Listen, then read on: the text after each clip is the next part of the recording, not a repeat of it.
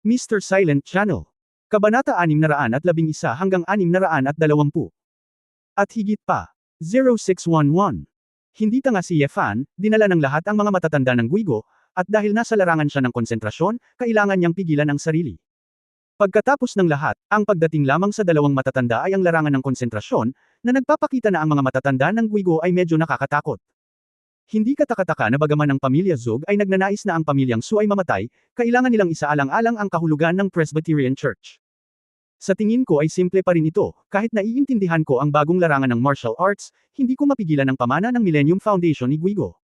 Alam ng Diyos kung anong uri ng mga matandang halimaw ang nakatago sa Hidden Dragon Crouching Tiger Presbyterian Council. Kung tutusin, maraming matataas na mandirigma ang hindi talaga patay, ngunit wala silang interes sa mga makamundong labanan, kaya nagretiro sila sa likod ng mga eksena at hindi na madaling lumabas. Parang isang grupo ng mga matatanda, nanunood ng grupo ng mga bata na nag-aaway, nawalan sila ng interes. Ngunit kung talagang papatayin nila ang kanilang mga nakatatanda, ang kanilang mga Celestial Masters, at ang mga matandang halimaw ng mga matatanda, imposibleng masiguro na sila ay lulendag ng ilang beses at kailangang ayusin dahil iniisip nila na ang kasalukuyang mga kabataan ay sobra na. Sa oras na iyon, hindi sigurado si Yefan kung makakalaban niya ang matatandang ito. Saglit na nag-isip si Yefan, pagkatapos ay inilibot ang kanyang mga mata at ngumisi, hehe. Nakikipag-usap lang ako sa iyo, itong iskolar, nasaan ang pagtugis? Nais ni Zug Tianming na samuka ng dugo nang marinig niya ito, at ginamit niya ang pinunasan niya ang sugat sa kanyang mukha gamit ang kanyang hinlalaki. Bagamat ito ay isang maliit na bahid ng dugo, ito ay nakakakilig. Talagang mabangis ang sparring ni Kuya Ye. Muling inilabas ni Zug Tianming ang kanyang pamaypay at bahagyang tinapik ang kanyang palad, akala ni Xiaosheng ay papatayin ako ni Brother Ye, para magkagulo tayo sa Guigo. Ano? Kumunot ang noo ng elder sa Qingyi at sinabing, Lucifer, talagang ganyan ang pag-iisip mo. Ako, ang Heavenly Master, ay dumating upang iligtas ang mga tao na may mabuting layunin, ngunit pinarusahan mo pa rin siya. Kahit na ikaw ang impyerno na nanalo sa banal na digmaan. Hari, hindi ibig sabihin na matatakot ang aming mga mata sa iyo, malamig ng uso ng isa pang nakaitim na elder. Bahagyang tumawa si Yefan, hindi mo kailangang matuwa, hindi ako tatawag ngayong gabi, gusto ko lang sabihin sa iyo ang isang mensahe. Ano? Tanong ni Zug Tianming. Sa hinaharap, huwag mo akong guluhin, lalo na ang mga ideya ng aking babae. Ipinagpag ni Yefan ang kanyang daliri, ang kanyang mga mata ay puno ng mga babala, wala akong pakialam kung ano ang koneksyon ng aking babae sa iyong heavenly eyes, sa madaling salita, kung mayroon pa man. Sa susunod, tiyak na magsisisi ka. Napakayabang na hari ng impyerno, kung hindi kayo nagpakasal ni Su Qingzhou, parurusahan ka namin sa pananakit sa ating Heavenly Master na mag-isa. How dare you marry me? Masungit ba kami? Hindi nasisiyahang sabi ni Elder Qingyi. Huwag mong tingnan ang mukha ng asawa ko, I'm not into your ghost valley. Tsaka huwag mong isipin na hindi ko alam, hindi kayo Su, hindi kayo taga. Ang pamilyang Su sa Presbyterian Church. Hindi mo titignan ang mukha ng asawa ko, anong klaseng pagmamahal ang meron ka sa akin, sana ma-accident ako. Puno ng kalokohan. Tayong Presbyterian Church ay isang katawan, paano magkakaroon ng faction ng pamilya? Humph, napangisi si Yefan, di ba? Tinatamad akong makipagtalo sa iyo. Alam mo na ang kailangan mong sabihin, nasabi ko na ang kailangan mong sabihin, kung gusto mong panindigan si Zug Tianming, maaari kang lumapit sa akin. Hindi gaanong nagsalita si Yefan, tumalikod at tumalon ng ilang beses at bumalik sa direksyon ng ospital. Nang makitang colleagues lang ni Yefan, sumimangot ang nakaitim na elder at sinabing, Tianxi, gusto ba nating makahabol? Umiling si Zug Tianming, nanlilimlim ang kanyang mga mata, hindi na kailangan, dapat ay mayroon siyang itinatagong lakas, kahit magsanib puwersa tayong tatlo, baka wala tayong magawa sa kanya. Ngunit sinasaktan kanya at sinisira ang kamahalan ng ating Ghost Valley. Kinusot-kusot ni Zug Tianming ang kanyang mga mata, yung mga gumagawa ng big deal, walang pakialam sa mga detalye, masaktan lang ng kaunti, at kung tinakton mo ito ng kaunti, walang makakakita nito, bakit mo pag-aalala? Something to provoke such a evil star. Paano maipanganak ng napakalakas ang Lucifer na ito, na maaari niyang saktan si Tianxi? Ayon sa impormasyon, hindi ba't mas mahina siya kaysa kay Tianxi 5 taon na ang nakakaraan? Tanong ni Elder Qingyi.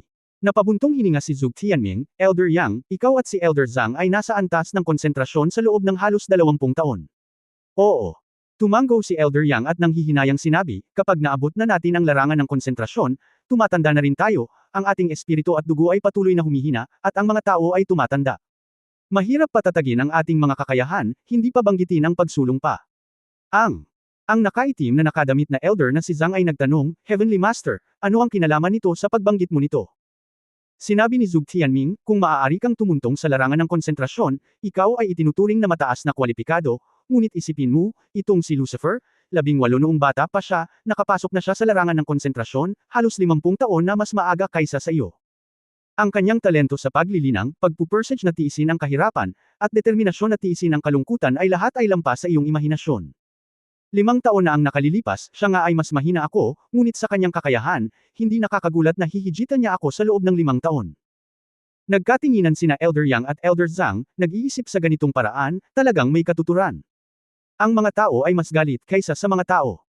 Ayon sa mga makasaysayang talaan ng ating Ghost Valley, karamihan sa mga sinaunang martial arts powerhouses na nagawang manguna sa mundo sa lahat ng mga dinastiya ay may isang karaniwang katangian, iyon ay, nang walang iniisip, sige. Ang mga walang kapantay na master na ito, ang kanilang kung fu ay lahat hindi ito komplikado, ngunit kapag mas nagsasanay ka, mas nagiging streamlined ito. Mukhang hindi iniisip ang tungkol sa utak, at lahat ng ito ay random. Ginagawa nitong madaling makita ang mga tao, ngunit walang bakas. Ang kasalukuyang Yefan ay nagpapaalala sa akin ng walang kapantay na mga record na naitala sa mga aklat ng kasaysayan. Isang master, hindi ko talaga alam kung paano siya nag-practice, sabi ni Zhuge Tianming na may mga komplikadong mata. Binigyan siya ng Heavenly Master ng napakataas na evaluation, parang kaming tatlo na magkasama ay hindi niya kalaban, walang magawang sabi ni Elder Zhang. Ngumiti si Zhuge Tianming at bahagyang niyugyug ang natitiklop na pamaypay, ayos lang, ang ating Tianyan ay hindi isang organisasyong nananakop ng lahat sa pamamagitan ng puwersa. Laging mas mahalaga ang utak kaysa kamao. Ngayon, lumabas ang 2 matanda kasama ko. Laking pasasalamat ni Tianming. Nag-aalala ako na si Lucifer ay mahirap pakitunguhan, ngunit sa kabutihang palad, napigilan ko ang paglipat na ito. Magalang ang Heavenly Master. Susunod, ano ang mga plano ng Heavenly Master? Mukhang hindi madaling makuha ang 2 buto at dugo ng pamilya Su. Tanong ni Elder Yang. Pinaikit ni Zhuge Tianming ang kanyang mga mata at sinabi sa kanyang dibdib, isang salita, maghintay. Teka. Tama, sabi ni Zhuge Tianming na may kakaibang ngiti, hindi magtatagal, Lucifer, natural na may ibang makakalutas nito para sa atin. Sa oras na iyon, pagsisisihan niyang hindi niya ginawa ang transaksyong ito sa akin ngayon. Kasabay nito, bumalik si Yefan sa ospital. Nang maglakad siya pabalik sa pintuan ng ward, nakita niyang wala sa koridor ang isang grupo ng mga tao, nagbuhos na sila sa ward. Mabilis na lumakad si Yefan, at nakita ang ina at anak ni Ma Shuixian at si Su Qingzhou. Maulap na gabi siya at si Song Yang, na parehong nakapalibot sa kama ng ospital ni Mumumo, ay hindi maiwasang magtaka, ano ang tinitingnan mo? Chapter 0612 Ito ay parang panaginip. 0612 Kailan? Nakita ng lahat si Yefan na bumalik, lahat sila ay bumalik sa kanilang katinoan. Nagmamadaling sinabi ni Wu Yesho, Kuya, halika at tingnan mo, pareho ba ito sa nakita natin noong nakaraan? Naglakad si Yefan papunta sa kama ng ospital. Sinulyapan ko ito, at biglang naningkit ang mga mata ko. Nakita ko na ang nasugatan na tiyan ni Mumumo ay umaakyat na sa malamig na hangin, na bumubuo ng manipis na layer ng yelo. Bukod dito, ang sugat na natahi sa nagyelo na sugat ay mabilis nang gumaling. Nang makita ito ni Yefan, halos gumaling ang sugat. Ngayon lang kami pumasok para tingnan ang sitwasyon ni Mumo, at naramdaman namin na may malamig na hangin dito. Nakita lang namin ang sitwasyon nang maghubad kami ng damit, sabi ni Wu Yesho. Biglang tumingin si Yefan kay Su Qingzhou na nasa tabi niya, at si Su Qingzhou ay nakatingin din sa kanya na may komplikadong mga mata. Asawa, dahil ba sa dugo mo? Nalaman lamang ni Yefan ang hulang ito pagkatapos magbigay ng dugo si Su Qingzhou kay Mumumo. Ako, hindi ko alam, iyon ba ang paraan na nakaligtas ako noong nakaraan? Hindi ka panipaniwala ang pakiramdam ni Su Qingzhou. Tumango si Yefan, talagang kamangha-mangha ang dugo ng iyong pamilyang Su. Hindi ko alam kung dahil ba sa dugo ng asawa mo ang nagbigay sa kanya, o ang sariling dugo ng babae ay may ganoong kakayahan. Si Muzusong sa gilid ay natigilan na. Ako, magiging maayos ba talaga ang anak ko? Ngumiti si Yefan at sinabing, hindi lang siya magaling, kung walang aksidente, sa pagkakataong ito ay magiging blessing in disguise na ito. Kapag ganap na siyang gumaling, dapat siyang payagang magsanay ng Xuanwei, ng pamilya Su.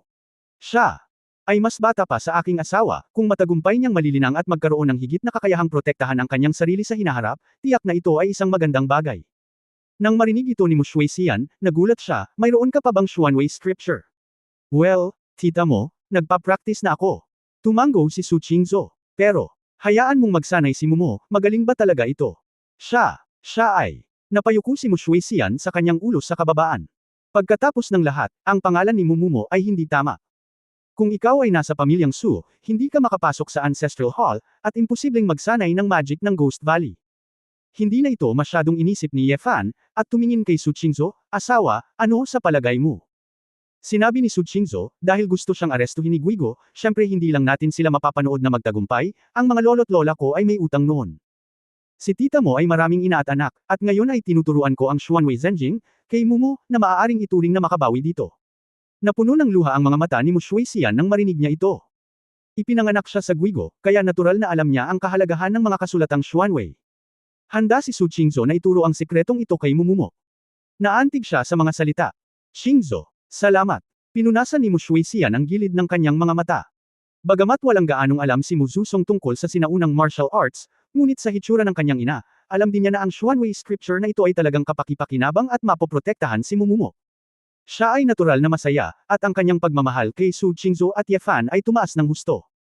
Si Ye Fan ay lubos na naiintindihan, para kay Su Qingzhou, hindi siya isang anak na babae na ipinanganak sa pangunahing silid, kaya mula sa ugat, hindi niya sinasadyang murahin si Mumumo.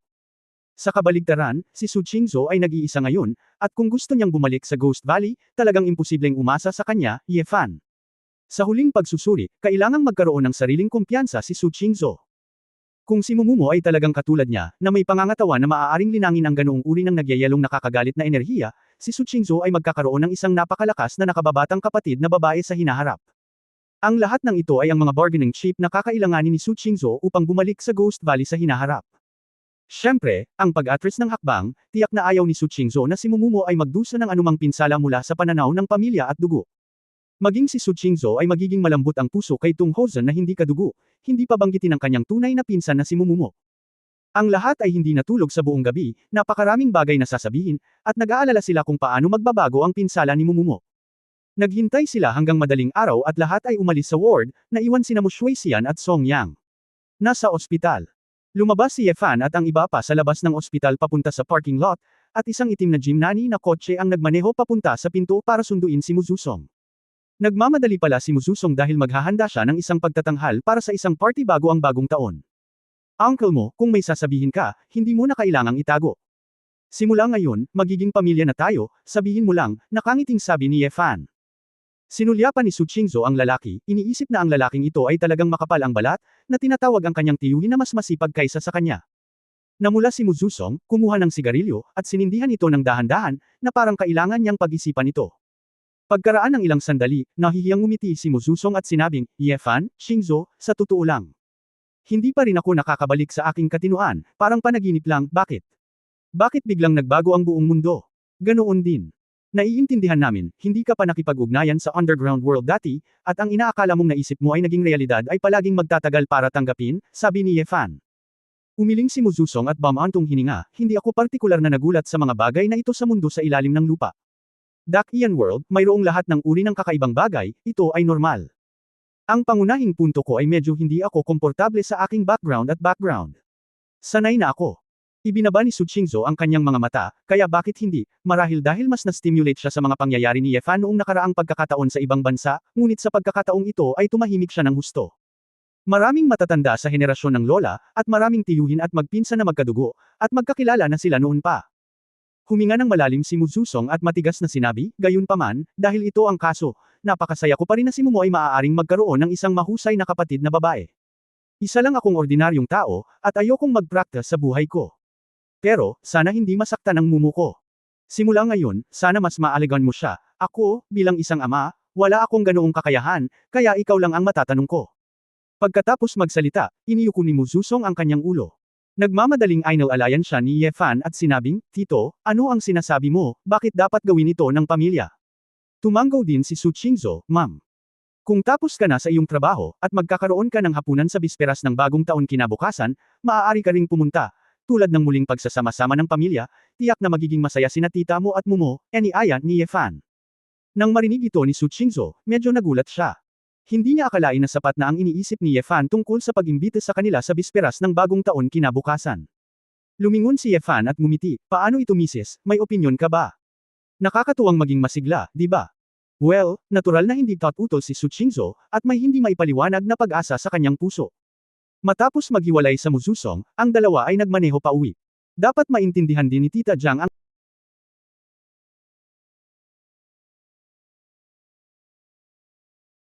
nangyari dito. Ngunit pagka-uwi niya, nakatanggap si Ye Fan ng tawag mula kay Dean Li. Dean, bakit ang tagal mong tawagan ako ng madaling araw? Nakangiting tanong ni Ye Fan. Tila medyo pagod si Li Shuhua at sinabing, Ye Fan, maaari mo ba akong tulungan? Makipag-appointment kay Mr. Su. Gusto kong makipag-chat sa kanya. Kabanata 0613 Mahina at magulo. 0613. Biglang nasulyapan ni Ye Fan si Su Qingzhou na katabi niya, si Director Lee, sabi niya. Gusto kitang makilala at makachat. Mukhang hindi nagulat si Su Qingzhou, mahina niyang sinabi, sabihin mo sa kanya, bibisitahin ko siya mamayang hapon. Nagpasa si Ye Fan ng mensahe, at si Din Li doon ay masayang sumang-ayon, sinabing maghihintay siya sa kanya sa hapon. Pagkatapos ibaba ang telepono, nagtatakang nagtanong si Ye Fan, asawa, bakit parang alam mo na matagal ka nang hahanapin ni Pangulong Lee?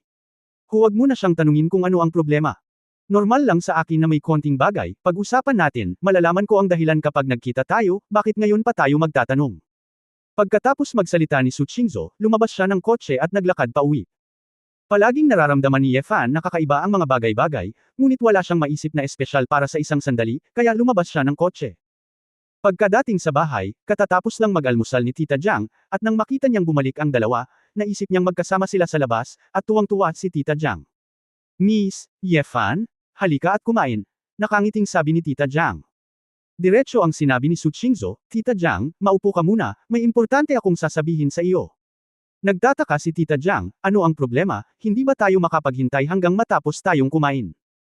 Sinulyapan ni Su Qingzhou ang masaganang almusal at sinabing, kung hindi mo sasabihin sa akin ng maayos, wala akong pusong kainin ito. Miss, anong problema? Sabi ni Tita Jiang na may pag-aalala.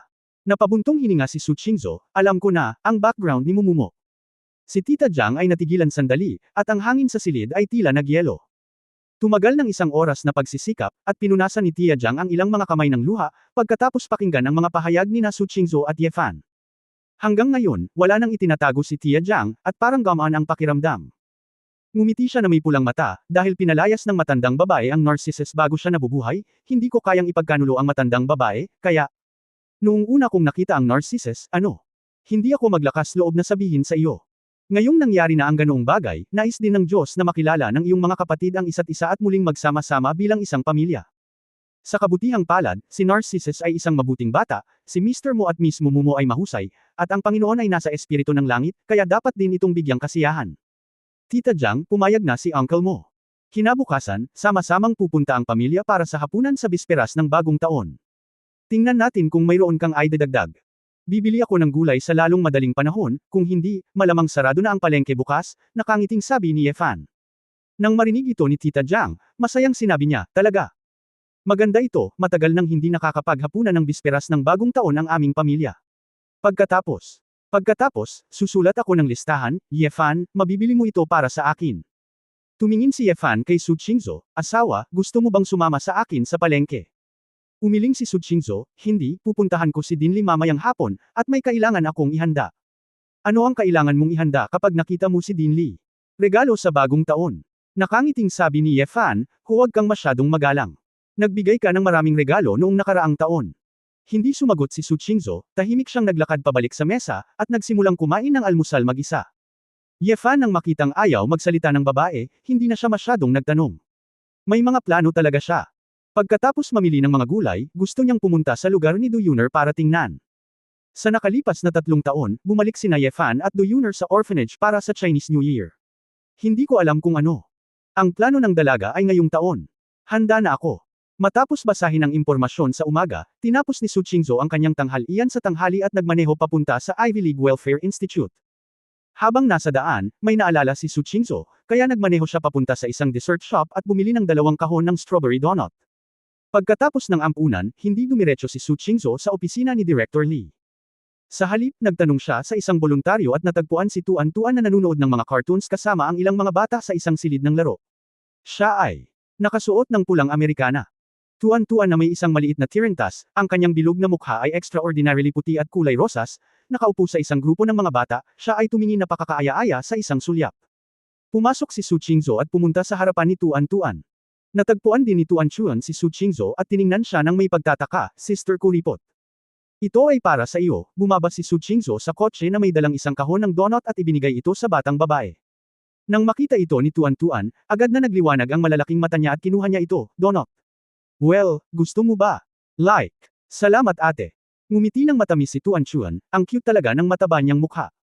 Gumalaw ang sulok ng bibig ni Su Qingzhou, at sinabi niya, huwag mo akong tawaging kuripot, sa hinaharap.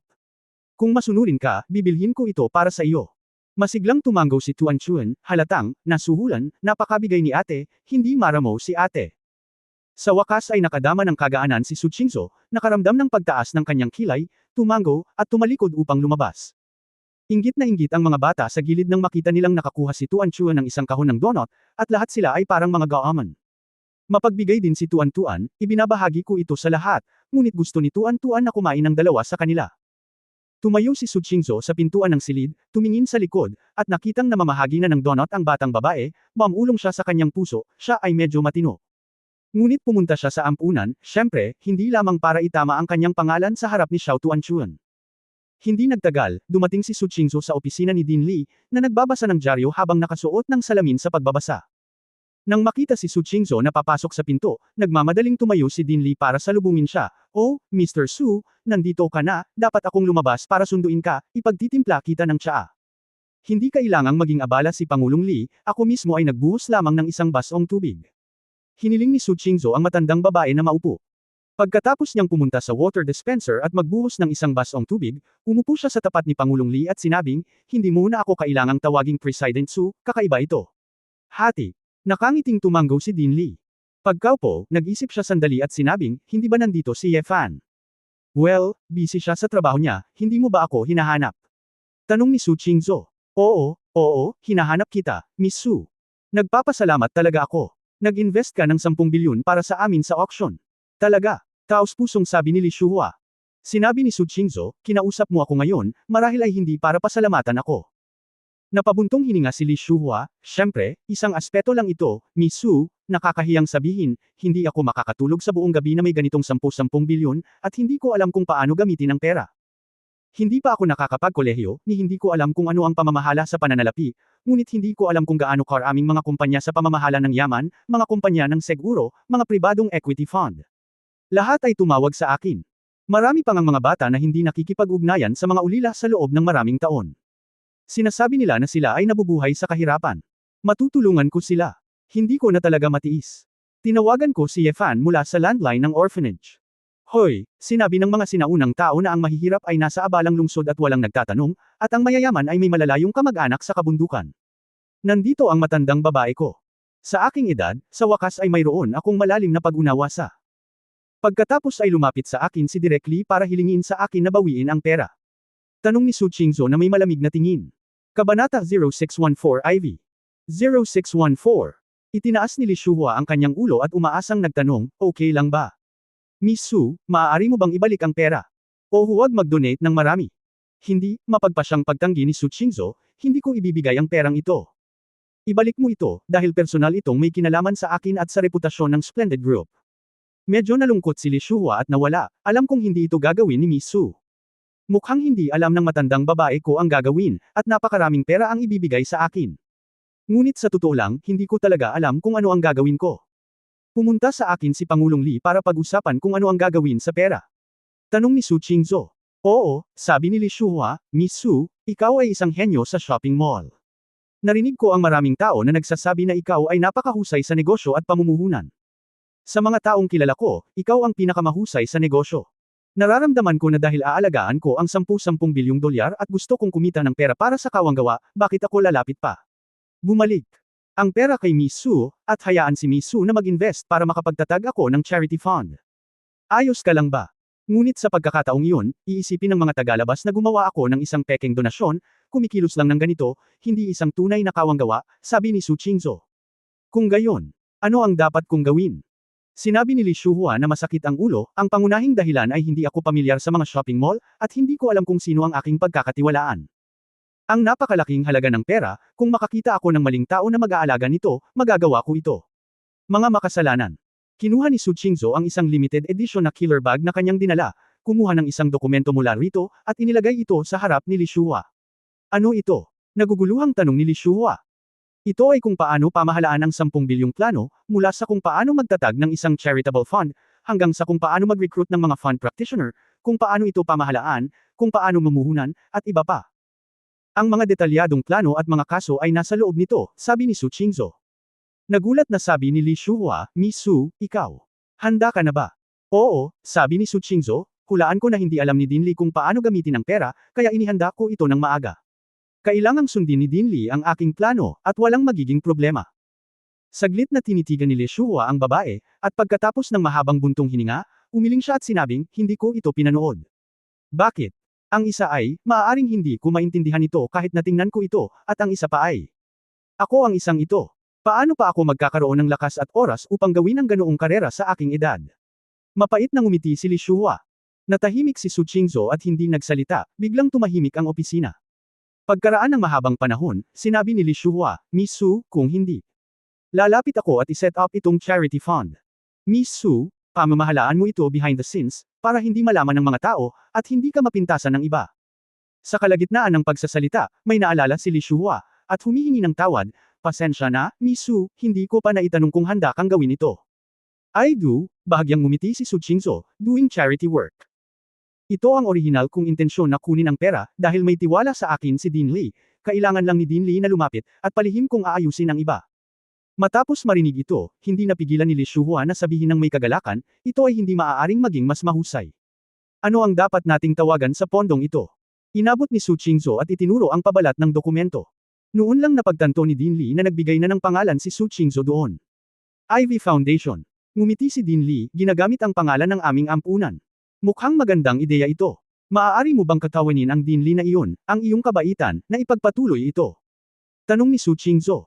Tumango si Lee Shuhua bilang maluwag, iniunat ang kanyang mga kamay, kinuha ang isang malambot na katkan ng Su Qingzhou, at sinabing, Miss Su.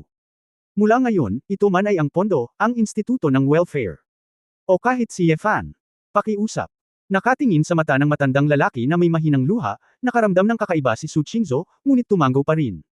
Sa kabilang panig, dumating si Yefan sa tirahan ni Du Yuner. Nagtimpla ng kape si Du Yuner para kay Yefan, at umupo ang dalawa sa sofa, nag-uusap at nanunood ng TV. Matagal-tagal na rin silang hindi nag-iisa sa masayang paraan. Sinabi ni Yefan kay Du Yuner ang tungkol kay Mumumo. Pagkatapos ng lahat, siya ay dating estudyante ni Du Yuner. Nagulat si Du Yuner nang marinig niya ito. Pinsan pala ni Sister Su si Mumo, no wonder. Actually, noong tahimik si Mumo, akala ko kamukha niya talaga si Sister Su, pero medyo bilog ang mukha niya, at mas melon face si Sister Su. Mga ate. Yuner, kalokohan mo, pareho sila ng lolo, kaya hindi magiging ganoon kalakas ang genetics, at bukod pa, maraming magagandang babae na medyo magkatulad. Umiling si Yefan at humigup. Humigup ng kape. Naiinggit si Du Yuner, si Mumo ay tiyak na matutuwa kapag siya ay nagising. Siya ay may napakahusay na kapatid na babae. Kung mayroon din akong isang mahusay na kapatid na babae, ito ay magiging mahusay. Ipinikit ni Yefan ang kanyang mga mata, may naalala, at nagtanong, si Xiao Ziner ba ay pumunta sa iyo kamakailan? Bakas sa mga mata ni Du Yuner ang kawalan, hindi pa nagpapakita si Miss Xiao simula noong huling beses niyang nakita ang orphanage. Sa katunayan, naramdaman din ni Du Yuner na si Xiao Ziner ay may kinalaman sa kanya, ngunit mahirap makatiyak, dahil ang background ni Xiao Ziner ay masyadong misteryoso. Si Yefan ay labis ding nanlumo, at hiniling kay Sally Ye na suriin ang karanasan sa buhay ng babaeng Phoenix, ngunit wala man lang bakas. Ang Phoenix bloodline ay isang nangungunang sekreto sa mga nangungunang sekreto ng Xia Kingdom. Yuner, pumunta ka sa aming bahay para sa isang hapunan sa bisperas ng bagong taon kinabukasan, nabanggit ko na ito kina Qingzhou at Tita Jiang. Binago ni Yefan ang paksa at nagpadala ng imbitasyon. Nang marinig ito ni Du Yuner, una siyang nagkaroon ng ngiti sa kanyang mukha, ngunit nag-alinlangan siya, okay lang ba ito? Ako. Hindi mo rin ako kamag-anak. Parehas lang kayo ng kapatid ko, bakit hindi pwede, sabihin nating kilala nating lahat, dumating din sila, nakangiting sabi ni Yefan. Nang makitang nag-aalangan pa si Du Yuner, sumimangot si Yefan at sinabing, kung tumanggi kang tanggapin ito, hindi ako magiging masaya. Nang marinig ito ni Du Yuner, kailangan niyang sumang-ayon, kuya, huwag kang magalit, pupunta ako. Ako. Pupunta ako doon ng maaga at tutulungan si Tia Jiang. Gustong tumawa ni Yefan, bakit may ibang taong gustong tumulong? Dati, sinabi nitong Hosen na gusto niyang tumulong, ngunit ngayon sinabi ni Mo Shueisha na gusto niyang tumulong, at kahit si Du Yuner ay pupunta. Malaki ba ang kusina? Ngunit hindi iyon pinansin ni Yefan. Matapos makipag-chat saglit kay Du Yuner, umalis siya. Habang pauwi, nag-isip si Yefan, o tatawagan din niya si Wu Yesho. Ang batang babae ay pumunta sa Xia upang tulungan siya sa gawaing panseguridad. Sa katunayan, siya ay lubos na nag-iisa. Sa pag-iisip pa lang, pagdating niya sa pintuan ng kanyang bahay, nakita ni Yefan ang isang itim na Audi na nakaparada doon. Hindi niya yun sarili, pero halatang may bisita. Ikaw Fan. Bumalik sa sala at narinig ang sigaw ng isang pamilyar na babae. Wow! Masyadong malaki ang TV na ito. Magkano ang halaga nito? Si Momo, kasama si Lola mo Shuexian, ay nagpakita sa bahay. Kabanata 0615 ay kapatid ko. 0615. Girl, okay ka lang ba? Lumapit si Yefan at nagtanong. Lumingon si Mumumo, nakita si Yefan, at masayang tumango, ayos lang, gumaling na ang sugat, wala na akong nararamdamang sakit. Yefan, sinabi sa akin ng lola ko, kaya ang totoo ay ganito. Iniligtas ako ng aking kapatid na babae pa rin ang pagsasali ng dugo, labis akong naantig. Masaya ka ba? Tanong ni Yefan. Humajijek si Mumumo at sinabing, syempre masaya ako, kaya magiging pamilya tayo. Natahimik si Yefan saglit, malamang na nag-isip ang babaeng ito, ngunit sa katunayan, dahil si Mumumo ay naging kapatid ni Su Qingzhou, iyon ang kanyang hipag. Hindi ba alam ng babaeng ito na hindi matatanggap ni Su Qingzhou ang isang malabong relasyon sa kanyang hipag? Si Tita Jiang at Mu Shuexian ay nakatingin din kay Mumumo ng may damdamin, na parang may libu-libong salita na gustong sabihin, ngunit hindi niya alam kung saan magsisimula. Sa sandaling ito, kakabalik lang ni Su Qingzhou mula sa labas ng pinto. Nanatili ang babae sa bahay ampunan ng isang hapon, at nakipag-usap kay Direktor Li tungkol sa hinaharap na gawain ng pundasyon, at madilim na pagkatapos ng usapan. Ate, bumalik ka na ba? Nang makita si Su Qingzhou, direktang tinawag ni Mumumo ang kanyang kapatid. Nang marinig ni Su Qingzhou ang sigaw na ito, isang espesyal na pakiramdam ang bumalot sa kanyang puso, ngunit hindi siya nagpakita ng maraming emosyonal na pagbabago, at tinanong si Mumumo, okay lang ba ang pinsala? Ngumiti si Mumumo at tumango, salamat sa iyo, ate. Bigyan mo ako ng dugo, ayos lang ako. Hihi, bigla akong nagkaroon ng kapatid, sobrang saya ko. Si Yefan ay tumingin sa isang tabi, ang dalawang magkapatid ay ganap na naiiba, ang isa ay napakalamig at tahimik, ang isa ay napakasigla, walang relasyon sa dugo, talagang hindi maiisip na magkasama. Qingzhou, pagkatapos kong sabihin kay Momo, nasasabik siyang pumunta para hanapin ka, sa orihinal kinabukasan. Natakot si Mu Shuexian na ito ay masyadong biglaan, kaya espesyal na ipinaliwanag niya ito. Walang pakialam si Su Qingzhou, ayos lang, marami namang bakanteng kwarto sa bahay, dahil nandito na kayo, huwag magmadaling umalis, manatili ka lang sa gabi. Maaari kang pumunta at manatili anumang oras sa hinaharap, hindi mo kailangang maging magalang. Oo, dito ba talaga ako tumira? Masayang tumalon si Mumumo, ate, malapit din ito sa aking paaralan, mas maginhawa kung dito ako nakatira. Mumo, sobrang gulo ng ate mo. Pakiramdam ni Mu Shuexian ay walang magawa sa kanyang apo.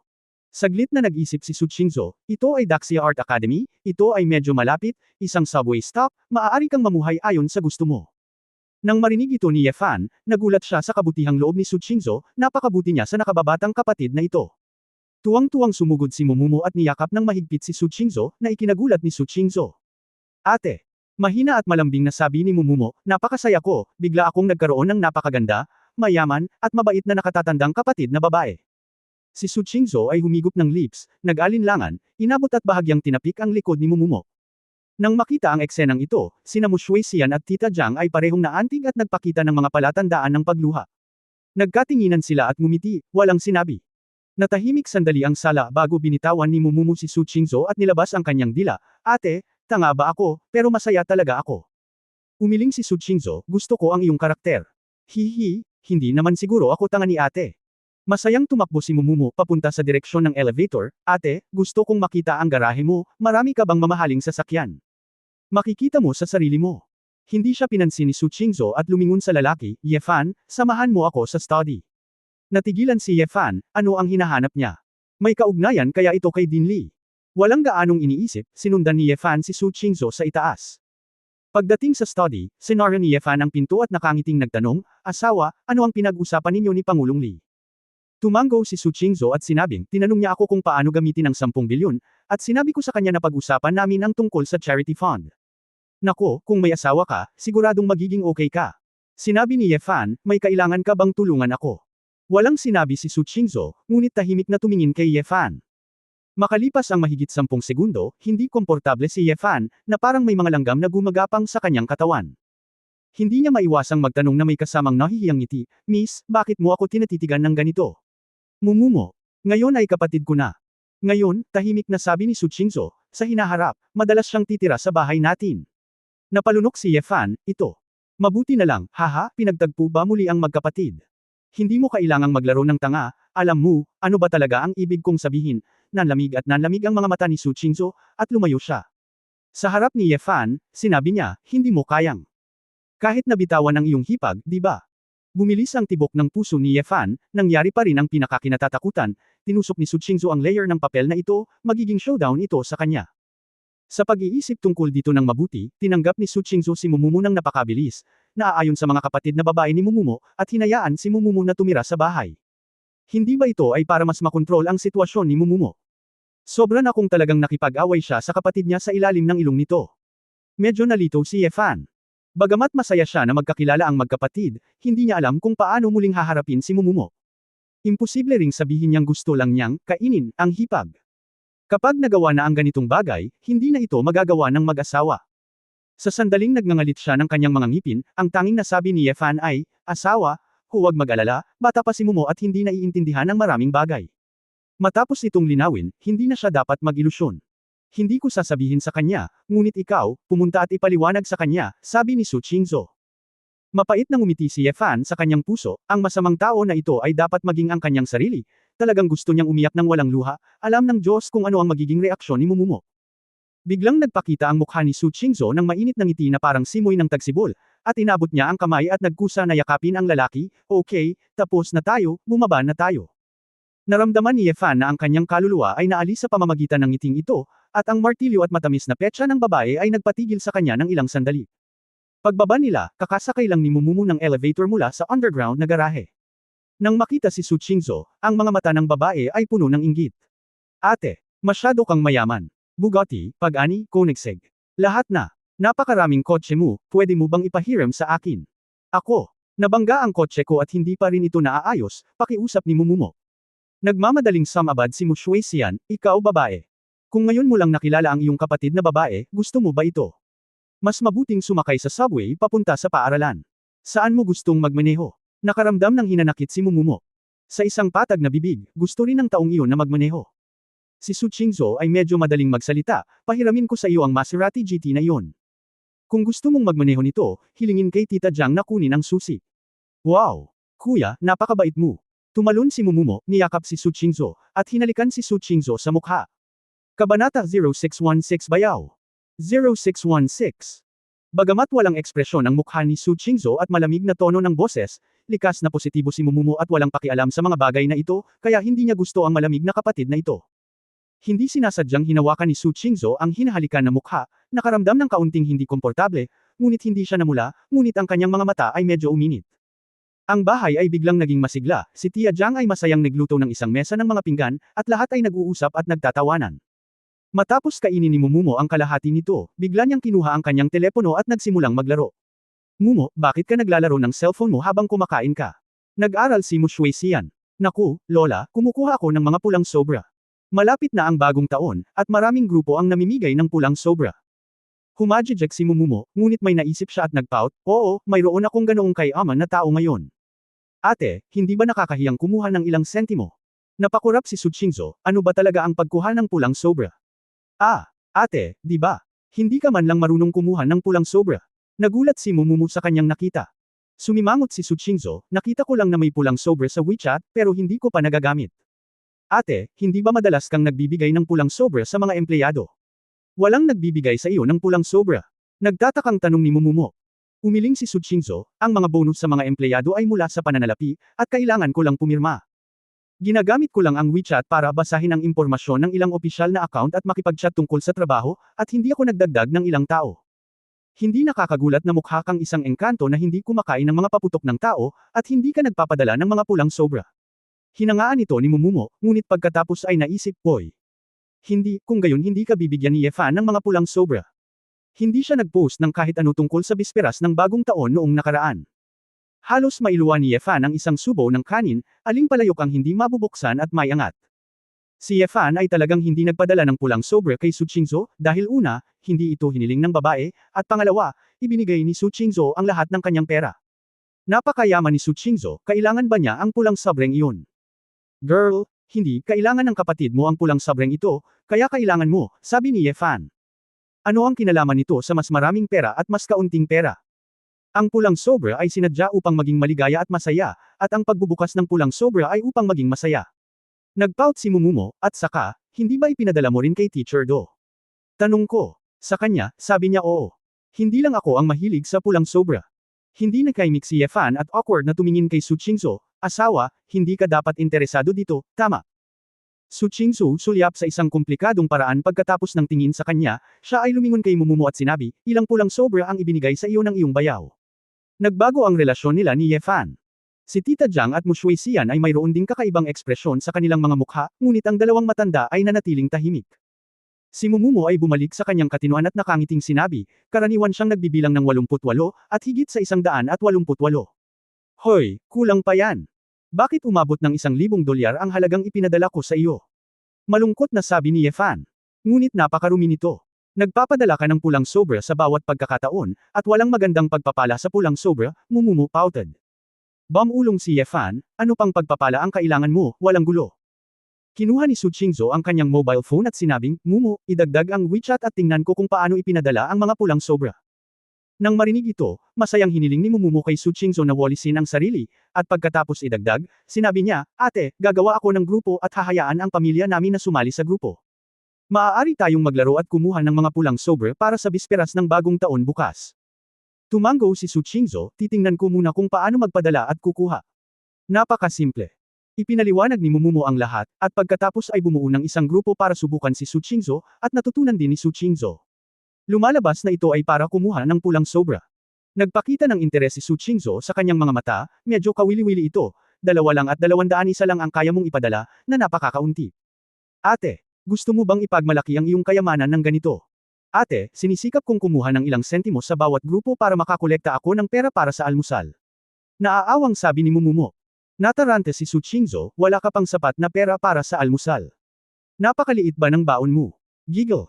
Qingzhou, huwag makinig sa kanyang kalokohan, ang babaeng ito ay napakatamad, wala siyang oras para kumain ng almusal kapag natutulog siya, lahat ng ito ay kalokohan sa iyo. Oo, tumawa si Mu Shuixian. Biglang lumapit si Su Qingzhou, tumango, at pagkatapos ay nagpadala ng 10,200 pulang sobra kay Mumumu. Wow, ate, ang dami mo bang pinadala sa akin? Nagningning ang mga mata ni Mumumu. Bagamat hindi naman siya nakakita ng pera noon, ito ang unang pagkakataon na nakatanggap siya ng napakaraming pulang sobra. Kahit kaunti pa kaysa sa ipinost ng iyong bayaw, sabi ni Su Qingzhou, nakatingin kay Yefan ng may malalim na kahulugan. Palaging nararamdaman ni Yefan na may hindi tama, kaya tumango siya ng may pilit ng ngiti. Pagkatapos ng hapunan, iuuwi na ni Mu Shuixian ang kanyang apo. Bagamat sinabing mananatili si Su Qingzhou sa kanila, hindi talaga siya mananatili roon sa sandaling dumating siya. Bagamat ayaw ni Mumumu na bumalik, hindi man lang siya nagdala ng pampalit na damit, at wala siyang anumang gawaing paghahanda, kaya kailangan niyang maghintay hanggang sa kinabukasan. Si Mu Shuixian ang nagmaneho ng itim na Audi, at sa pag-uwi kasama si Mumumu, nakita niya ang kanyang apo na masayang nakatingin sa ilang larawan, at nakangiting nagtanong, utuhang bata, ano ang tinitingnan mo, maaari kang magsaya habang nanunood. Hihi, Lola, parang napakaswerte ko. May tatay akong music hero, at isang kapatid na babae na chairman ng isang multinational group. Tsaka may dugo pa ako ng ganyang sinaunang pamilya. Bigla akong naging makapangyarihan. Basta masaya. Pinitik ni Mumumu ang kanyang telepono sa harap ni Mu Shuixian, Lola, tingnan mo, ang mga larawang kinunan ko sa garahe ng aking kapatid na babae, napakaraming mamahaling sasakyan, ay umabot sa daan-daang milyon. Kung ipapakita ko sa aking mga kaklase, tiyak na naiinggit ka sa akin. Ngumiti si Mu Shuixian, Mumu, mayroon ka ring bayaw na napakahusay sa martial arts. Kung hindi dahil kay Yefan, patay ka na ngayon. Nang marinig ni Mumumu ang salitang, Bienan, muli siyang nanlumo, Lola. Kailangan ko bang tawaging bayaw? Siyempre, tanga na babae, hindi ka dapat tulad ng dati, kailangan mo akong kausapin. Ang iyong bayaw ay gumuhit ng malinaw na linya, kung hindi, ang iyong kapatid na babae ay magkamali at ito ay magiging masama, udyok ni Mu Shuixian. Pero hindi lang siya babae tulad ng kapatid ko, hindi mahalaga. Huwag kang magsalita ng walang kaparirikan. Nagtaas ng boses si Mu Shuixian, ikaw ay isang kapatid na may kaugnayan sa dugo, maaari ba itong maging pareho? Tsaka, ako hindi rin papayag ang iyong ama, ganyan ka kumilos. Kailangan mong tumawag ng bayaw, sa hinaharap, alam mo ba? Naglabas ng kaunting hinaing si Mumumu, ngunit kailangang magsabi ng, oh. Sa kabilang banda, pinaalis ang apo at apo ni Mu Shuixian, at bumalik din sa bahay sina Yefan at Su Qingzhou. Hindi pa huli ang lahat para panoorin ang langit, naalala ni Yefan na hindi niya napanood ang pelikula kasama ang babae noong nakaraan, at gusto niyang ipakita ito. Kung tutuusin, tila may kaunting opinyon si Su Qingzhou sa kanya ngayon dahil sa pulang sobra, kaya nakangiti siyang nagtanong, asawa, manood ba tayo ng sine? Kabanata 0617 100. 0617 Sinulyapan siya ni Su Qingzhou, ngunit nagtanong, bukod kina Mumu at Yuner, binigyan mo ba ang ibang tao ng pulang sobra? Napalunok si Ye Fan, at sigurado, talagang nagmamalasakit ang babae sa bagay na ito. Hindi rin siya marunong magsinungaling. Pagkatapos ng lahat, malalaman ni Su Qingzhou sa pamamagitan ng casual na pagtatanong tungkol dito, kaya wala siyang pagpipilian kundi ang tumango, oo. May ilan.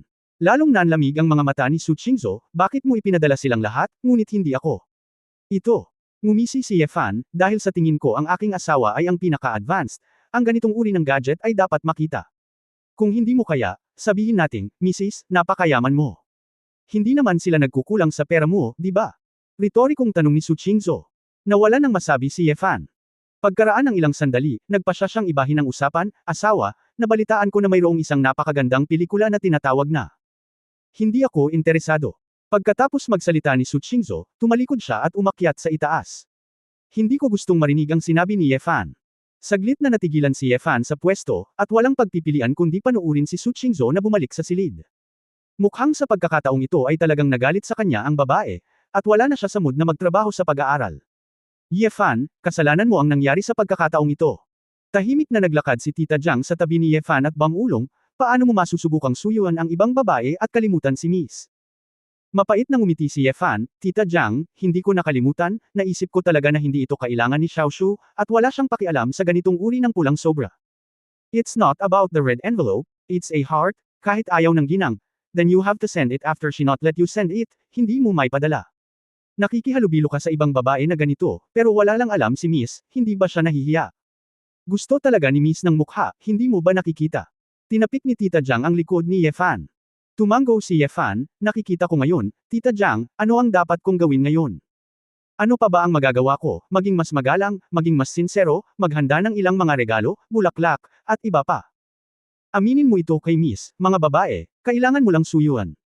Ngumiti si Tita Jiang at bumalik sa kusina. Kinamot ni Ye Fan ang kanyang buhok, umakyat sa itaas, at sinubukang kumatok sa pinto ni Su Qingzhou, ngunit ganap na hindi siya pinansin ni Su Qingzhou.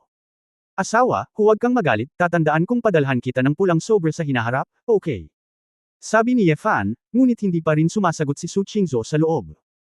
Hindi mapilit ni Ye Fan ang kanyang pagpasok, kaya kailangan niyang bumalik sa kanyang silid at magpadala ng mensahe kay Su Qingzhou sa WeChat. Magpapadala na sana ako ng usapan, pero kung mali ang iniisip ko, baka magpadala ako ng red envelope ng diretso. Kaya, gumawa si Ye Fan ng 188 pulang sobre na may mga salitang, asawa, nagkamali ako, at ipinadala ito kay Su Qingzhou. Hindi nagtagal, tinanggap ni Su Qingzhou ang pulang sobra. Tuwang-tuwa si Ye Fan, sa pag-aakalang tinanggap ng babae ang kanyang paghingi ng tawad, ngunit hindi niya naisip, naglipat si Su Qingzhou ng isa pang halaga ng pera sa kanya, at ibinalik ang 188 sa kanya. Gustong umiyak ni Ye Fan ngunit walang luha, ano ang ibig sabihin nito? Asawa, huwag mong gawin ito, hinding-hindi ko makakalimutang padalhan ka ng pulang sobre sa hinaharap, sabi ni Ye Fan sa isang mensahe. Wala akong pakialam sa iyong mga pulang sobra, sabi ni Su Qingzhou. Asawa, huwag kang magalit, paano ka hindi magagalit? Nakaawa si Ye Fan. Pagkaraan ng ilang sandali, nagpadala ng mensahe si Su Qingzhou, gusto mo silang bigyan ng pulang sobra, pagkatapos ay maaari mo akong padalhan ng 100 pulang sobra. Halos tumalon si Ye Fan mula sa kama, 100. Ito ay masyadong malupit. Gayunpaman, kung makakapagpadala siya ng 100, hayaan ang babae na patawarin siya at pabayaan siya, kung gayon hindi iniisip ni Ye Fan na ito ay kawalan. Ito ay mas madali kaysa sa hilingin sa kanya na mamaalemos ng mga araw at araw. Sige, Mrs., ipapadala ko sa iyo. Nagmamadaling sumang-ayon si Ye Fan. Nagsumikap din si Ye Fan. Una siyang naniningil ng isang halaga, at pagkatapos ay ang bawat pulang sobre ay 88, at nagpadala siya ng ilang sunod-sunod. Kinuha ni Su Qingzhou ang ilan doon, at biglang nagpadala ng mensahe, tumigil ka. Masyadong hindi sinsero ang iyong pulang sobra. Ah, ano ang hindi sinsero? Nagtataka si Ye Fan. Ano ang pagkakaiba mo sa isang robot? Mula ngayon, kailangan mong magsulat ng magandang pangungusap sa bawat pulang sobra. Hindi mo na ito mauulit. Napatulala si Ye Fan. Ito. Habang nagbibigay ng mga pulang sobra, kailangan mong magsulat ng mga sanaysay ng sabay-sabay. Sa pag-iisip tungkol sa pagsulat ng higit sa 70 papuri, si Ye Fan ay malapit ng umiyak, ngunit kailangan niyang kumagat ng bala at magsulat. Asawa, napakaganda mo. Asawa, may mabait kang puso. Asawa, ikaw ay parang buwan sa langit. Asawa. Pinag-isipan ito ni Ye Fan sa loob ng ilang dosenang pangungusap, ngunit hindi na niya ito maisip. Buti na lang at mabilis ang utak niya, kaya mabilis niyang binuksan ang laptop ko at naghanap ng mga salitang pumupuri sa mga babae. Pagkatapos, habang nagbibigay ng pulang sobra, kinopya ni Yefan ang mga papuri. Pagkatapos ng mahigit 30 posts, tila hindi na kayanan ni Su Qingzhou ang kanyang pamamanhid, at muling tumawag para huminto. Mula ngayon, huwag nang magsalita, binibilang ng pulang sobra ang numero, ang halaga ng pera ay dapat isang numero na nahahati sa 3, at hindi na mauulit. Sabi ni Su Qingzhou. Hindi na makapaghintay si Yefan na ihulog ang kanyang mobile phone. Sa pagkakataong ito, hindi niya ginawa ang Chinese problem, pero siya ang gumawa ng math problem. Binibilang ni Yefan kung ilan ang ipinadala niya, at pagkatapos ay inisip ang bilang na nahahati sa 3. Nang may 10 pulang pakete na natitira sa dulo, nakipagkamay si Yefan, at mali ang countdown. Idiot! Ni hindi mo mabilang ang mga numero. Nakita ni Su Qingzhou ang pagkakamali ni Yefan, at nagpadala ng mensahe, nabigo kang ipadala ang pulang sobra, hindi kita patatawarin. Naging berde ang mukha ni Yefan, nanginginig ang kanyang mga daliri, asawa, bigyan mo ako. Isa pang pagkakataon. Naramdaman ni Yefan na pagkatapos sabihin ang pangungusap na ito, dumudugo ang kanyang puso, at nagpadala ulit siya ng 100 pulang sobra. Pinapatay lang siya nito. Ito ay tumatagal ng higit sa 1 oras para sa isang shot, na mas nakakapagod kaysa sa pakikipaglaban sa isang maalamat na powerhouse. Saglit na natahimik si Su Qingzhou, at pagkatapos ay nagpadala ng mensahe, gusto mo bang patawarin kita? Naramdaman ni Yefan ang pagliko, kaya tumanggo siya, asawa, alam kong mali ako. Tingnan mo ang mga pulang sobra na ipinadala ko sa iyo, ito ay higit pa sa ipinadala ko noon. Ito ang hiniling kong ipadala mo. Wala man lang ako sa puso mo. Asawa, ako talaga. Hindi kita pinadalhan ng pulang sobra dahil pakiramdam ko ay hindi itutugma sa iyong ugali. Anong klaseng ugali meron ako? Tanong ni Su Qingzhou. Ikaw ay isang babaeng maladiwata, paano magiging karapat-dapat sa iyo ang isang nakadikit na pulang sobra? Nagmamadaling sabi ni Yefan. Tanong pabalik ni Su Qingzhou, sa tingin mo ba talaga? Naramdaman ni Yefan na mayroong isang dula, si Su Qingzhou ay tila nasa mabuting kalagayan, at abala sa paghampas habang ang bakal ay mainit, syempre. Sa tingin ko ang mga babaeng iyon ay talagang makulit sa paghawak ng mga pulang sobra buong araw. Pagkatapos niyang magsalita, naisip ni Yefan sa kanyang sarili, Yingying, Ninger. Mahal, hihingi muna ako ng tawad para sa iyo. Gayunpaman, masaya si Su Qingzhou, okay, patatawarin kita ng husto. Lalabas ako ngayon para mamasyal, at pag-uusapan ko ito mamaya. Chapter 0618 Huwag ka lang gumalaw. 0618. Wife wait for me. Sasamahan kita. Mabilis na bumangon si Yefan sa kama at nagbihis. Sinabi ng babae na gusto niyang lumabas para mamasyal, na nagpapakitang nabigyan siya ng pagkakataon. Kung talagang papayagan lang si Su Qingzhou na lumabas mag-isa sa sandaling ito, masasayang ang 100 pulang sobra ngayong gabi. Oo naman, nang lumabas si Yefan sa silid, nakita niya na si Su Qingzhou ay nagpalit ng casual na damit, may dalang Chanel bag, at naglalakad pababa. Ang bilis ng paglalakad na ito ay malinaw na naghihintay ng isang tao. Sinundan ni Yefan ang mga yapak at dumating sa garahe kasama si Su Qingzhou. Asawa, ipapakita ko ba sa iyo ang isang pelikula? Hindi ko ito napanood kasama mo noong huling pagkakataon, at palagi akong naaawa dito, sabi ni Yefan na may nagsisisi na ekspresyon. Kung iiwan mo akong mag-isa sa pagkakataong ito, hinding-hindi na ako manunood ng mga pelikula kasama ka, sabi ni Su Qingzhou. Kahit tumama ang meteorite sa lupa, sasamahan kita na panoorin ito. Tinapik ni Yefan ang kanyang dibdib at sinabi. Higit pa o mas kaunti, at bawal kang hawakan ako. Paalala ni Su Qingzhou. Ngumiti si Yefan, hindi. Nagsimula na ang pagmamaneho, patuloy na nilalaro ni Su Qingzhou ang kanyang telepono habang nasa daan, tiningnan ito ni Yefan at nakitang may kachat ang babae, at may bakas ng pagpapahinga sa mga sulok ng kanyang mga mata. Ngiti. Bihirang makita na si Su Qingzhou ay nasa ganoong mabuting kalooban at nasa mood na makipag-chat, ngunit sa halip na kausapin ang sarili, nakaramdam ng kaunting selo si Yefan. Miss, sinong kausap mo? Napakasaya mo ba? Hindi napigil ang magtanong ni Yefan. Tumingin si Su Qingzhou sa kanyang telepono at sinabi ng hindi lumilingon, matalik kong kaibigan. Naalala ni Yefan na tila nabanggit na ni Su Qingzhou noon na mayroon siyang mabuting kasintahan sa Magnesium, at kadalasan ay nakikipag-chat siya online. Alam na ito ay isang babae, pakiramdam ni Yefan ay medyo mas balanse. Biglang sinabi ni Su Qingzhou, sinabi ko sa aking matalik na kaibigan na padalhan ka ng 100 pulang sobra, sinabi niya na sobra ako, kung boyfriend ko siya, matagal na niya akong itinapon. Yefan, ano sa palagay mo? Hindi mo rin ba iniisip iyon? Natuwa si Yefan nang marinig niya ito, mukhang medyo makatwiran ang kasintahang ito. Gayunpaman, syempre hindi umamin si Yefan, nagmamadali siyang umiling, at sinabing, nasaan ba, may nagawa akong mali.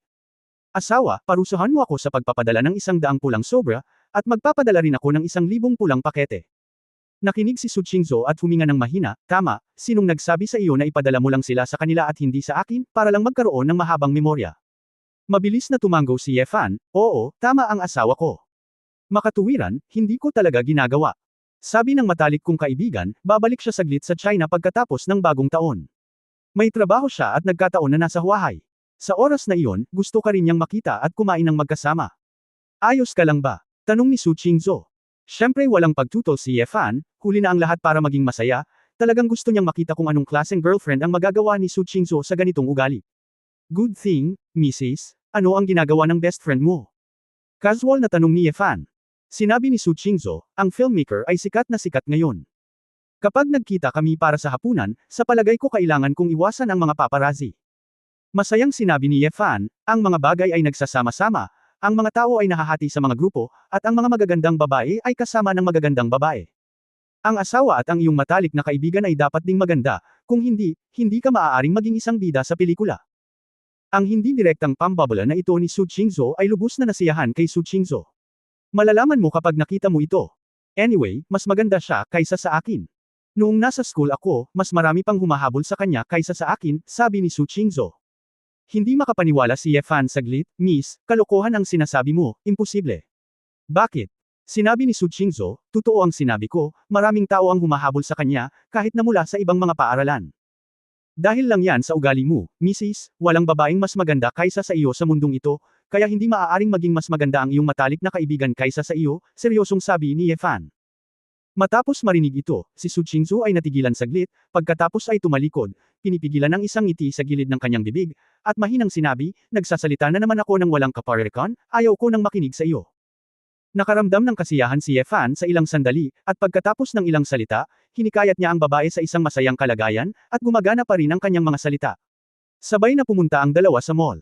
Pagkababa ni Su Qingzhou sa kotse, nagtanong siya, may milk tea ba na binili mo para sa akin noong nakaraan? Narinig ito ni Ye Fan at masayang nagtanong, asawa, gusto mo ba ito? Casual na sabi ni Su Qingzhou, ayos lang, bumili ng tasa at pumasok at manood ng sine. Bulong ni Ye Fan sa kanyang puso, tila ang gusto ng mga batang babae ay may bisa pa rin para kay Su Qingzhou, at hindi niya ito magugustuhan dahil si Su Qingzhou ay napakayaman. Dinala niya si Su Qingzhou sa isang tindahan ng milk tea, bumili ng 2 tasa, at bumili ng isang kahon ng fries sa pasukan ng sinihan. Hindi ka ba naghapunan? Kumain ka rin ng french fries. Napakataas ng calories. Tataba ka ba? Sumimangot si Su Qingzhou. Nagpout si Ye Fan, asawa, malaki ang gana ko, at paano ako tataba? Nakalimutan mo na kung sino ako. Matapos itong marinig ni Su Qingzhou, naalala niya na ang kanyang lalaki ay hindi isang ordinaryong tao, o, pagkatapos kumain ka ng bar. Nagtataka si Ye Fan, bakit ang mga babae ay nagmamalasakit sa kung siya ay mataba o hindi, at pagkatapos ay naisip niya ito at nakangiting sinabi, asawa, natatakot ka bang tumaba ako, kaya hindi magandang kumuha ng litrato sa kasal kasama mo? Sino? Sinong nagmamalasakit sa iyo? Wala ako nito. Bahagyang namula si Su Qingzhou, at nagmamadaling lumapit para tingnan ang tiket. Masayang tiningnan ni Ye Fan ang nahihiyang hitsura ng babae, ngunit muling nalungkot, paano siya nag-propose na maging karapat-dapat sa once-in-a-lifetime na kasal. Hindi na pinili ng dalawa ang couple seat sa pagkakataong ito. Walang tao sa sinihan. Mayroon lamang 3 o 4 na mag-asawa sa buong malaking bulwagan ng sinihan. Sa kalagitnaan, sinubukan ni Ye Fan na hawakan ang kamay ni Su Qingzhou, ngunit ang babae ay nag-alinlangan saglit, ngunit hindi tumanggi, at maamong ipinatong ang kanyang ulo sa balikat ni Ye Fan. Dahil dito ay nambobola si Ye Fan, at habang nakakaramdam ng saya, inaayos niya ang taas ng kanyang mga balikat paminsan-minsan. Bakit ka lumilipat? Ayaw mo akong umasa sayo? Tanong ni Su Qingzhou sa kanya. Nahihiyang sinabi ni Ye Fan, iniisip ko kung anong taas, Mrs., comfortable ka. Natatakot akong hindi ka komportable. Sa kadiliman, tiningnan ni Su Qingzhou ang nasisiyahang ngiti sa mukha ng lalaki, ang kanyang puso ay matamis, at galit niyang sinabi, tanga, huwag ka lang gumalaw. Namanhid ang puso ni Ye Fan nang marinig niya ito. Sino ang nagsabi na ang isang babaeng umiibig ay walang IQ at ang isang lalaki ay hindi mas mahusay? Paano siya magiging masaya kung tinawag siyang tanga? Pagkatapos panoorin ang buong pelikula, pinaandar ni Ye Fan ang kotse at lumabas ang dalawa sa mall, ngunit bihira na magkaroon ng ganoong kasayang araw nang hindi pumasok sa trabaho, at walang gustong umuwi. Asawa, ihahatid na ba kita sa hapunan? Tanong ni Ye Fan. Bueno, ikaw ang bahala, ngunit ayaw kong kumain ng masyadong mamantika, sabi ni Su Qingzhou. Sige, ihahatid na kita ng lugaw. Alam ni Ye Fan na may malapit na merienda sa gabi, kaya diretso siyang nagmaneho doon. Pagkababa ng dalawa sa sasakyan, hinawakan ni Ye Fan ang kamay ng babae at naglakad papunta sa maliwanag na kalye na may kakaunting tao. Kabanata 0619 Pakialam mo. 0619. Maraming tindahan ang sarado para sa Chinese New Year, ngunit mayroon ding maliliit na restaurant na binuksan ng karamihan sa mga lokal. Ang hitsura ni Su Qingzhou at ang pananamit ng isang sikat na internasyonal na tatak ay hindi tugma sa gayong kalye anuman ang mangyari, at natural na nakakaakit ng maraming atensyon. Naramdaman ni Ye Fan na ang pagkakaroon ng napakagandang kagandahan bilang kanyang asawa, talagang may mukha siya kapag wala siya sa bahay. Ito ay mas nakakapreskong kaysa sa hinahanap ng libu-libong tao sa Legend Summit. Baka ito ang vanity ng isang tao. Ayoko na, pagkalampas pa lang nilang dalawa sa isang maliit na eskinita, sumigaw ang isang lalaking walang tirahan na magulo ang buhok, na nakabalot sa maruming itim na Amerikana at nakapikit ang mga binti, Xiao Shu. Ikaw ba talaga, Xiao Shu? Parehong huminto sina Ye Fan at Su Qingzhou, sumimangot si Su Qingzhou, at tumalikod, nang makita niya ang lalaking walang tirahan, nagbago kaagad ang ekspresyon ni Su Qingzhou. Ang babae ay tila may naisip na kakilakilabot, tumalikod, at mabilis na lumayo. Si Ye Fan ay naguguluhan sandali. Nang makita ang hitsura ni Su Qingzhou, malinaw niyang nakilala ang lalaking walang tirahan, ngunit ang lalaking walang tirahan na mukhang bata pa, kumpara kay Su Qingzhou, ay sadyang iba sa ulap at putik. Ano ang koneksyon sa Qingzhou? Xiao Shu. Su Qingzhou. Alam kong ikaw iyon. Ikaw. Huwag kang pumunta. Tatay mo ako. Tatay mo ako. Nagulat si Ye Fan nang isiga ng lalaking walang tirahan ang mga salitang ito, ano ang ibig sabihin nito? Ang ama ni Su Qingzhou. Ngunit si Su Qingzhou ay malinaw na anak ni Su Changping. Sa wakas ay hindi napigilan ni Su Qingzhou na lumingon at sumigaw na may pulang mata, manahimik ka. Hindi kita kilala. Pagkatapos magsalita, tumakbo si Su Qingzhou palayo nang hindi lumilingon. Saglit na nag-alinlangan si Ye Fan, ngunit hindi pa rin pinansin ang lalaking walang tirahan na nakasunod sa kanya. Bumantong hininga siya, sinundan ng mga yapot ni Su Qingzhou, at tumakbo palabas ng kalye. Ang padyak ay humabol ng ilang hakbang, at nahulog sa lupa dahil sa kanyang masasamang paa, ngunit siya ay sumigaw pa rin, Su Qingzhou. Huwag tumakbo. Huwag tumakbo. Ikaw na walang utang na loob na maliit na asong babae. Ang mga tao sa magkabilang gilid ng kalye ay mukhang nalilito at hindi alam kung ano ang nangyayari. Siyempre, maraming tao ang nag-isip na ito ay isang baliw. Nilinaw ng dalaga na mayaman siya. Paano magiging ama ang isang taong walang tirahan? Ang lalaking walang tirahan ay nakahiga sa lupa, umiiyak at sumisigaw, ang kanyang boses ay humihina at humihina, ang kanyang mga mata ay puno ng ayaw. Pagkaraan ng mga 5 o 6 na minuto, habang ang mga walang tirahan ay nagpupumilit na bumangon, isang kamay ang nakaunat sa kanyang harapan. Tumangala ang mga palaboy, at ang nakita niya ay isang makisig na mukha na may bakas ng masamang alindog. Halika, hihilahin kita, ibinuka ng lalaki ang kanyang bibig na may malambot at kaakit-akit na boses. Nanginginig ang padyak, at hinayla pataas ng lalaki, ikaw, sino ka? Ang nakangiting sagot ng lalaki, dapat kong itanong sa iyo ang tanong na ito. Sino ka, Su Qingzhou, at ano ang iyong relasyon?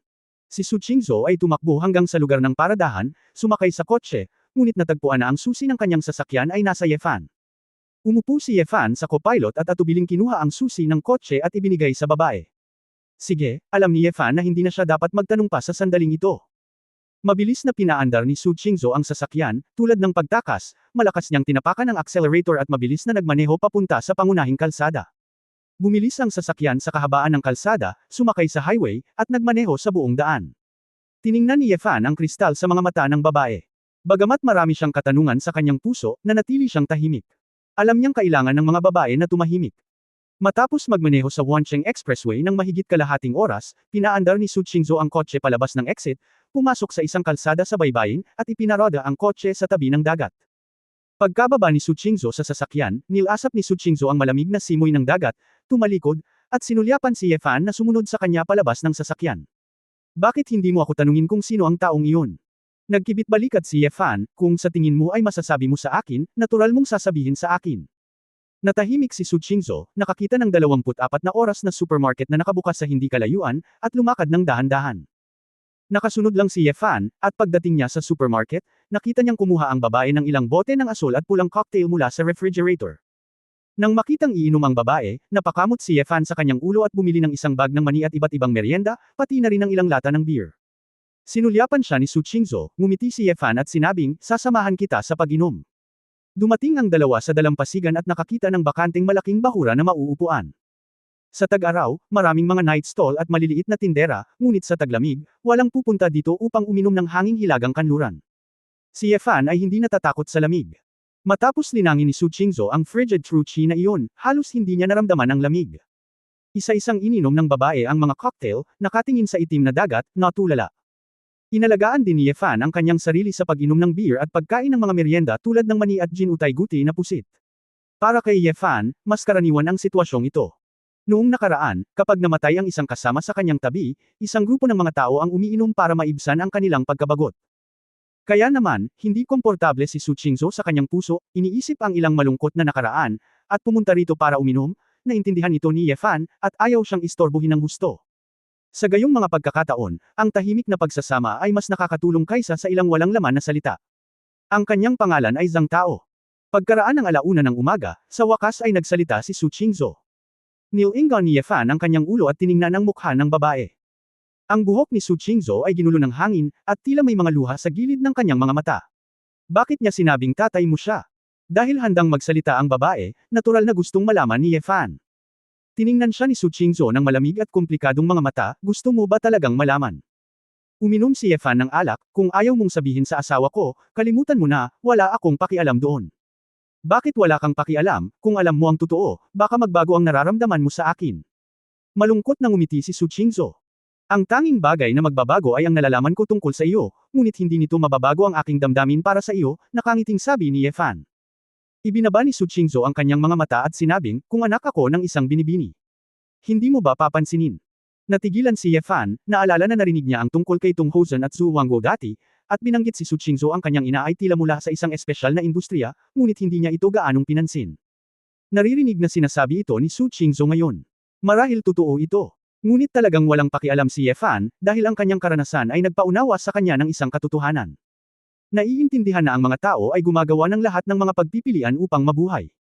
Napabuntong hininga si Ye Fan, iniunat ang kanyang kamay, at hinaplos ang mukha ng babae, tumingin ka at tumingin sa aking mga mata. Dahan-daang itinaas ni Su Qingzhou ang kanyang ulo at tumingin kay Ye Fan, nagtama ang kanilang mga mata. Hindi ko alam kung paano ito ipapaliwanag, ngunit sa palagay ko ay dapat mong masabi sa aking mga mata na talagang wala akong pakialam, nakangiting sabi ni Ye Fan. Kabanata 0620 kung saan malinaw ang mga hangganan. 0620. May kumikinang sa magagandang mata ni Su Qingzhou, at nagtanong siya ng hindi sigurado, talaga. Napabuntong hininga si Ye Fan, alam na may pagdududa pa rin ang babae, isang flash ng alaala ang sumilay sa kanyang mga mata, at sinabing, asawa, may sasabihin ako sa iyo, tungkol ito sa nakaraan ko. Pagkatapos mong marinig, baka maintindihan mo. Well, anong problema? Si Ye Fan ay humigop ng alak at maluwag na sinabi, ako ay 18. Noong ako ay 12 taong gulang, 2 buwan lamang bago ilunsad ang jihad. Sa katunayan, hindi ko naisip na lumaban sa gayong labanan, na tila halos imposibleng manalo. Dapat mong malaman na ang mga matatandang pinuno noong panahong iyon ay hindi lamang ako ang kanyang Panginoon, ang itim na emperador, ang asawa ng guro, ang White Queen, at ilang A-rank na organisasyon bilang mga basalyo, mayroong hindi bababa sa 10 o higit pang mga powerhouse na malapit sa maalamat na antas.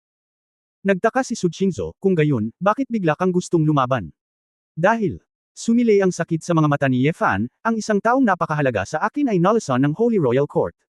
Napakadilim ng panahon na wala akong makitang pag-asa, ang taong iyon. Tumulong sa akin na makawala sa anino, nagparamdam sa akin na marami pa ring mga bagay na nararapat gawin sa mundong ito, hindi lamang pagpatay, hindi lamang digmaan, ang aking mga kamay ay maaaring pumatay ng mga tao, ngunit maaari rin nilang iligtas ang mga tao. Naalala ni Su Qingzhou na nasa laro siya noong araw na iyon. Sa espesyal na kumperensya, nang ipakilala ng press ang maalamat na karera ni Ye Fan, nabanggit na binago ni Ye Fan ang kanyang karera sa pagpatay at patuloy na nagligtas ng mga tao sa larangan ng digmaan. Dahil ba sa taong iyon kaya mo sinimulan ang pagliligtas ng mga tao? Tanong ni Su Qingzhou.